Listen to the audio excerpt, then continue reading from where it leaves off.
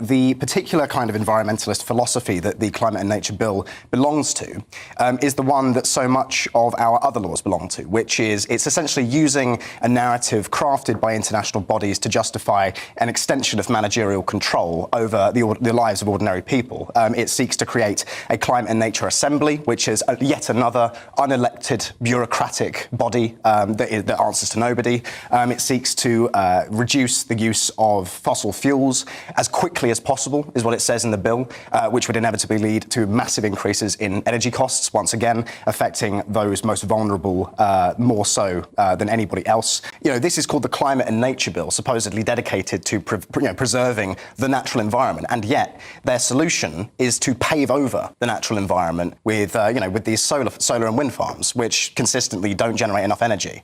And just in terms of something that Sam just said, which is that the science is settled, it's always interesting to listen to those people, especially on the international stage, who hold real power. I'm talking about figures like Tony Blair. I'm talking about figures like Larry Fink, the CEO of BlackRock, because these people always speak in the language of consensus. They speak as though the debate is settled. There's no more conversation to be had. If you listen to Blair when he was Prime Minister, globalisation is inevitable. The question is whether we get on board or get left behind. If you listen to Larry Fink in his letter to CEOs that he puts out every year, all of these things, including the climate stuff, are inevitable. Therefore, the question is to get on board or be left behind. What I would say is that the science that is used to justify policies like this are handpicked by people who have other ulterior motives, which, as I've said already, is essentially an extension of unelected, unaccountable managerial power over the lives of ordinary people. Now, I'm not saying that there isn't something like a climate crisis going on. I think the language around the issue is quite alarmist, and I think that there is a grown-up conversation to be had.